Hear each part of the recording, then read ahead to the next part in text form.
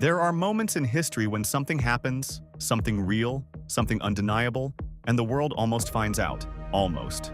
New Mexico, July 1947. The desert stretches in every direction like a wound that never healed. No trees, no witnesses, just red dirt, burning wind, and a government that had, for 2 years, been playing very dangerous games with very dangerous things.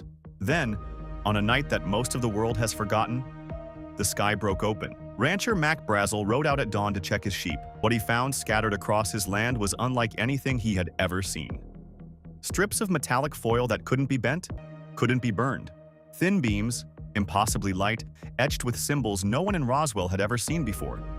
Material that, when crumpled in the hand, smoothed itself back into shape perfectly, as if it had never been touched at all.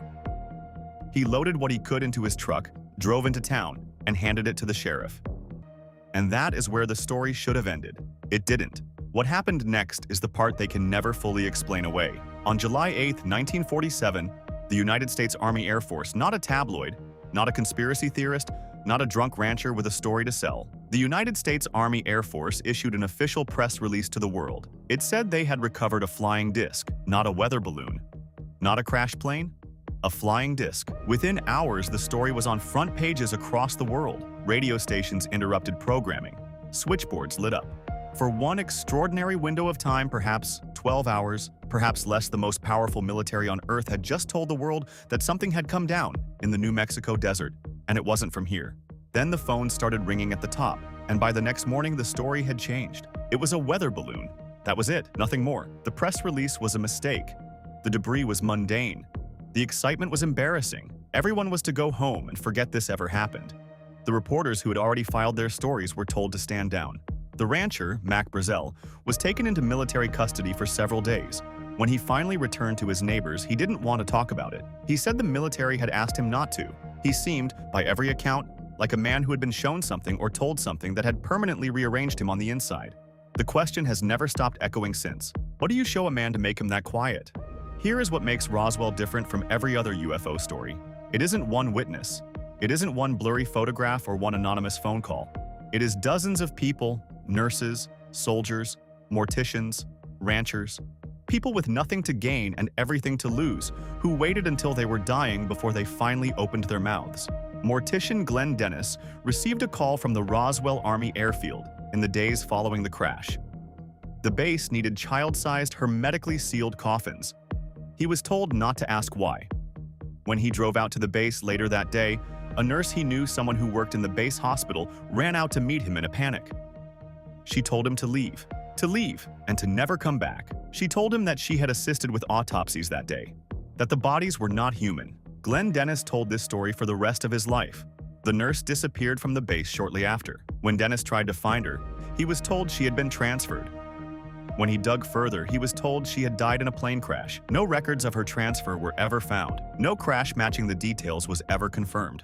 She simply ceased to exist. Major Jesse Marcel was the Army intelligence officer sent to collect the debris from Brazel's ranch. He handled it personally. He loaded it into his car. He held it in his hands. And for 30 years, he said nothing because he had been ordered to say nothing.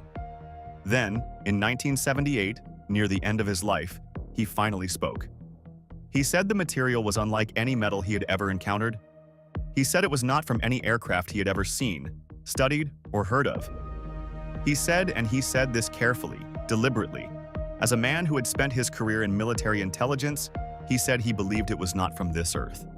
These are not people who wanted attention. These are people who spent decades carrying a secret that was eating them alive, and finally put it down before they died. What do you do with that? What does the official story do with that? It calls them confused, misremembering, swept up in the hysteria of the era. An era, it should be said, in which the government was also testing nuclear weapons in the same desert, running psychological operations on its own citizens, and secretly importing Nazi scientists to work on classified programs. They want you to trust their weather balloon. In that context, in 1994, 47 years after the crash, the United States Air Force released a report. They admitted the weather balloon story was not entirely accurate. The debris, they now explained, came from Project Mogul, a classified program that used high-altitude balloons to monitor Soviet nuclear tests. The balloon was strange-looking. The materials were unusual. The secrecy was necessary to protect the program from Soviet intelligence. Case closed. Mystery solved. Go home. And here's the thing. Project Mogul was real. It existed. The balloons were unusual. Some researchers accept this explanation entirely and consider Roswell a solved case. But there are cracks. And in those cracks, something breathes. Project Mogul does not explain the nurse. It does not explain the sealed coffins. It does not explain Jesse Marcel's description of materials that defied physics. It does not explain why so many witnesses, independently across decades, described not wreckage, but bodies. In 1997, the Air Force released a second report. This one addressed the body problem. The alien figures witnesses had described, they said, were crash test dummies, dropped from high-altitude balloons during tests in the 1950s. The 1950s. Witnesses were describing events from 1947, and the Air Force's explanation involved dummies that didn't exist until a decade later. They expected no one to notice. Some people noticed. Here is what we are left with. A government that announced the recovery of a flying disc, then retracted that announcement within hours. A rancher who went quiet after military custody and stayed that way. A nurse who vanished. An intelligence officer who spent 30 years silent before finally saying, with the full weight of his career behind the words, "It was not from here."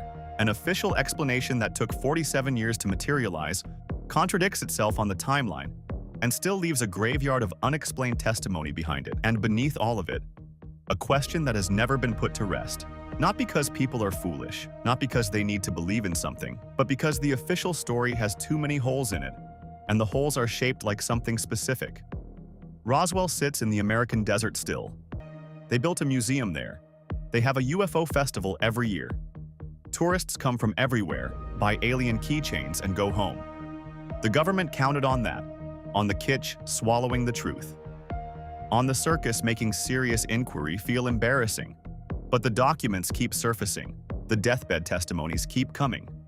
The declassified files from the Pentagon, released in the last decade, confirm that the United States military has been tracking unidentified aerial phenomena for years. Objects that move in ways our aircraft cannot. Objects that our best pilots cannot explain. They didn't build all this infrastructure to chase weather balloons. Something came down in New Mexico in the summer of 1947.